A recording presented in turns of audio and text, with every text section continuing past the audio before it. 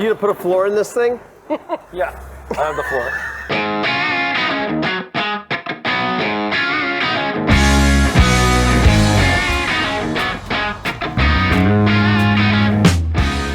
Hey guys, welcome back to the channel. We've been covering some really great stuff recently.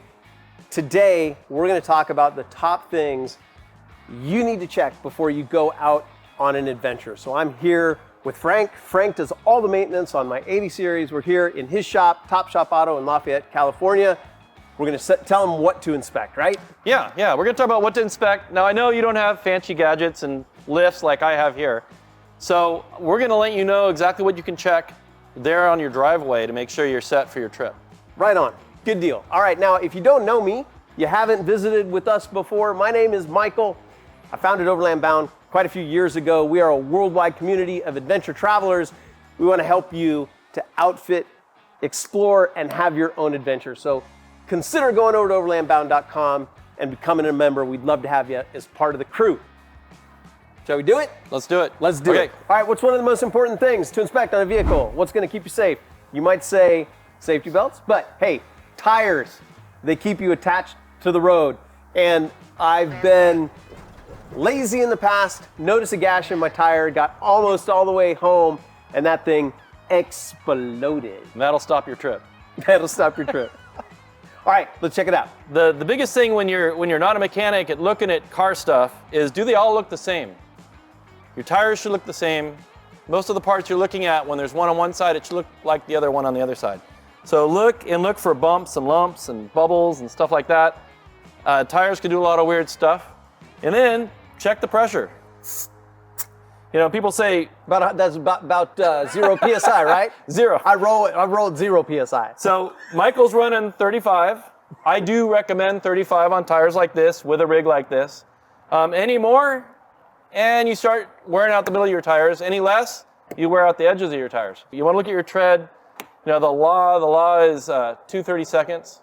That's the law. They'll actually pull you over if you don't have that. I would change them way before that, personally. So When you start seeing sparks because of the steel belt. oh yeah, and then we were talking about that too. So when his tire exploded, sometimes a tire like this will take lots of things with it. So this would be gone. I've seen mirrors rip off. I've seen bumpers get ruined. This bumper probably not. This is a pretty tough bumper. Sometimes it takes out your brake lines and takes out your shock. So that's a lot to lose with one tire, and all you got to do is check it. Next up, fluids. Take a random example. If you're driving down the Mojave Road and your radiator explodes, you don't need to check your fluid because you know exactly what it is. But, but oftentimes the issue is more subtle. Definitely. Yeah. I didn't take her to the cleaner before we shot this video. I see that. You've been off-road, obviously. Y'all are seeing the real deal. All right. So special tools. What kind of special tools you need to check your fluids? A rag? Oh. Yeah, finger would work. Flashlight. I use a flashlight every time so I can see where the fluid levels are. So you can see definitely where that fluid level is. You can see where the coolant level is there, but just by putting the flashlight on it. And Michael's could use a little of washer fluid, but his coolant looks just fine. There's little lines down here that say hot and cold. That's where you fill it up to. If you think you need coolant and your car's hot, don't ever open up this little cap here. Wait till this is cold to open it up. Next guy up is a power steering fluid. It's right here. Now your rig might be a little different, but most of these caps, if you look, that one says power steering fluid on it. And it has a little cold mark and a hot mark. And he's right in the middle of that, so we're looking good there. And then next up is right here is the engine oil. And the engine oil you want to check after the engine's stopped for a little bit. So we've had this off for about 5 minutes or so. We'll let the oil drain down to the pan. And then you want to wipe it off. And you want to be within that little crosshatch area there. And his oil is completely full. At this point, we're really not looking at condition or anything. If it is pitch black, you may want to get an oil change.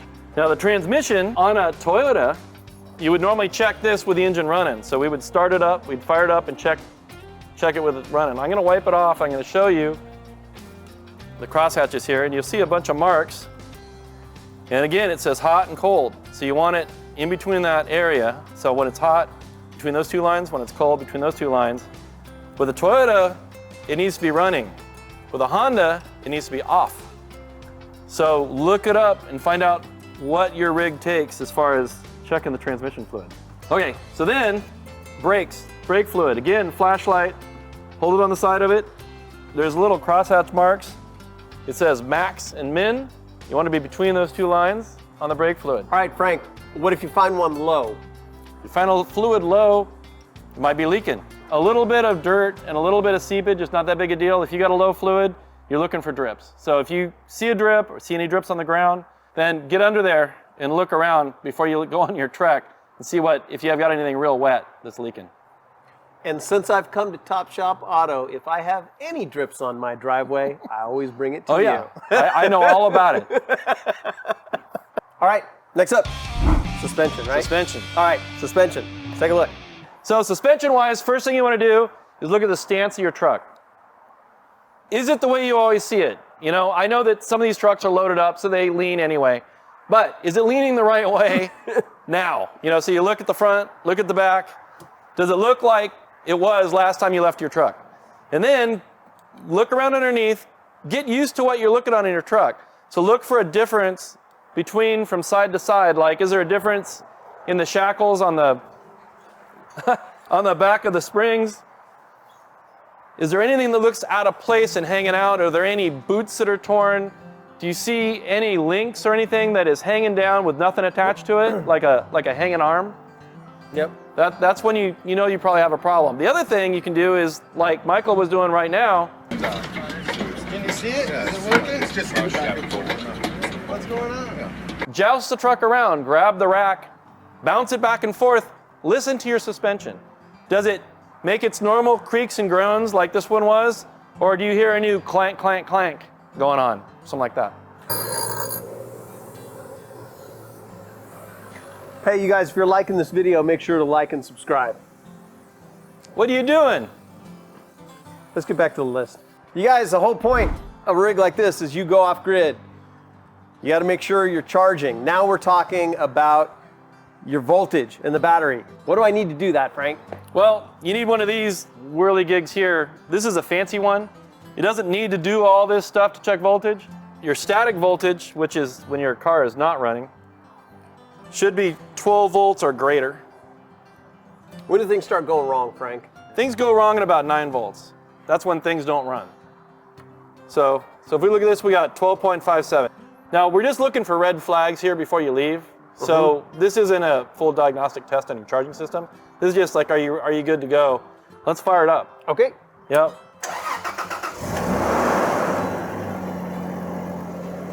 So now we're putting out a little over 14 volts. So you're looking at 13.8 to about 14.5 is what you're looking at. And right now the alternator is charging up this battery, and I think you've got a back battery too, don't you? Or, I don't. I only have one battery, yeah. One battery. So right now, that's a video coming up next, dual battery system. This battery is being charged right now by the alternator. A lot of times, a lot of my rigs, I have a voltage gauge that I have on the rig so I can monitor it all the time. I think Michael's got one in the back, right? Yeah, I'll shut this off. Let's go take a look at it. Let's go look. All right. So here are my accessories. This is an inverter. I'm going to turn that off right now. But there's my voltmeter. As soon as I turn on this panel, I see what my voltage is. I check it all day, all the time on my rig. Yeah, so. And if you're off grid, you want to know, it's that thing that should be in the back of your head all the time. If Michael starts this up, that's going to jump up to alternator voltage, which again, it's going to be 14 volts. Now, another thing I'm going to mention, you guys, just because it's so critically important, I also have a Wagon Tech Ion Boost V10 available over at store.overlandbound.com. That's right. But really, you want to have some backup in case there is some parasitic draw in your electric system or something that you forget and you're in a situation where you don't have enough voltage to start your engine. A little peace of mind, little backup in your rig is well worth it. Well, it can happen fast. One light left on overnight, you're done. Yep.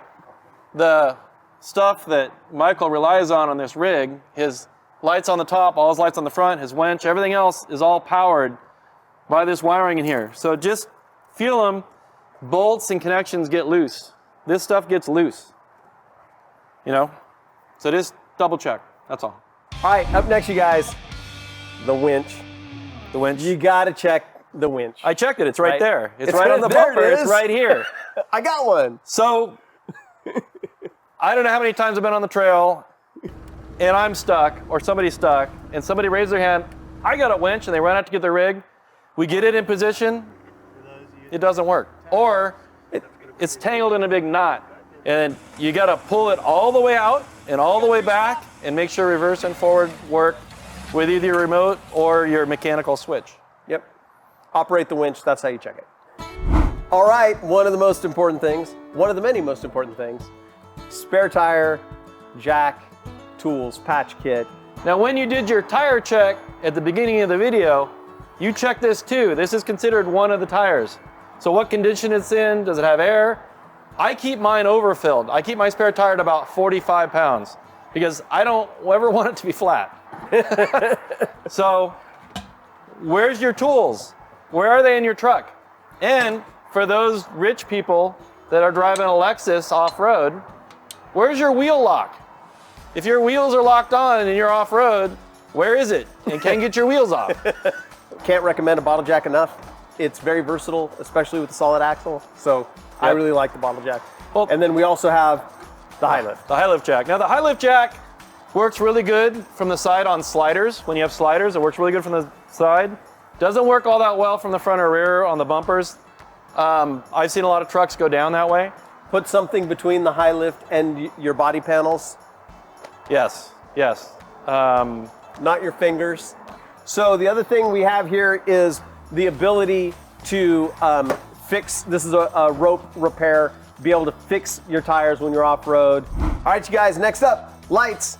It might seem obvious, but you gotta check your lights. Frank, I think I need a headlight switch in the 80. No, you don't. Why don't, but both of my lights are out. Everybody says that, everybody says that. So my customers come in, they say I need a headlight switch, just like Michael just did. And it's because one of their lights has been off for the last 3 months and they didn't notice. And then when the other one goes off, now it's dark. Now Right. they can't see anything. Right. So normally when you go on an overland trip, it's light when you leave, you know, it's early in the morning, it might be 6 in the morning. You don't need your lights, you know, you're driving along. When you need your lights is when it gets dark and you're way far away. Michael can go in there and turn on his lights, and then I can tell him, hey, that turn signal's working. Hey, that one's working. See, there's the headlights. There's the driving lights, some of them.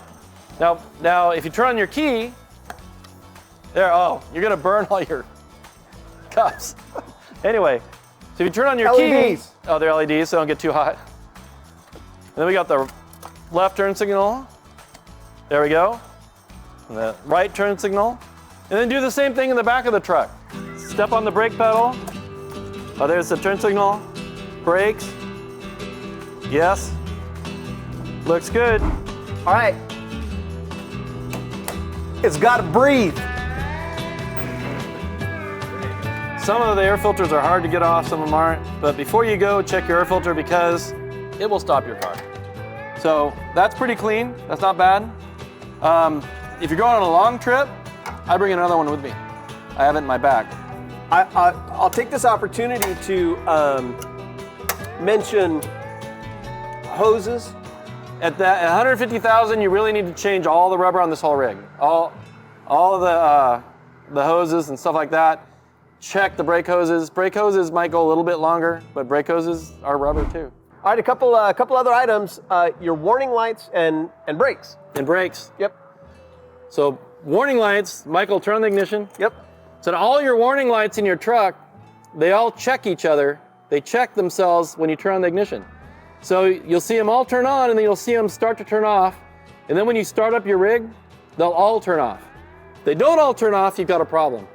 Now, if you've got a light on, don't go on your trip. Go find out what it is. Unless you know exactly why the light's on, don't leave with a light on. There's about 250 different things it could be on your check engine light alone. Yep. And a lot of those will stop your truck. So, good idea. Now, brakes. If your brakes feel funny, don't go on your trip. So, the other thing you can do is visually check your brakes. A lot of off-road rims have holes in them, like this does. And you can kind of look in there, and if you get the right angle, you can see some brake pad. Kind of look at your brake pads and see if you can see them. If you can't see them at all, or if you normally can see them but you can't see them this time, you should probably have your brakes checked, because that means your brake pads are getting pretty low. So, and some of you have drum brakes in the back, you can't see anything back there. So you just need about every 10,000 miles have your brakes checked. So, okay guys, one bonus, wipers and washers. We check the washer fluid. You gotta make sure it hits the window so you can see. And the only way to check your wipers is to run them with some fluid on the window and make sure that, again, you can see so you can drive when it's all dusty. Frank, thank you so much.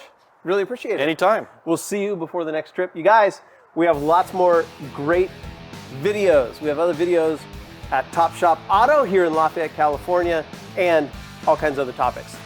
Till next time, you guys, outfit and explore. Wait, hold on. Frank, thank you so much for helping us with the vehicle inspection list bullet point things that we did. What do we do? I forget. We're going to talk about the top things you need to check before you head out on an adventure, right? Yeah, definitely.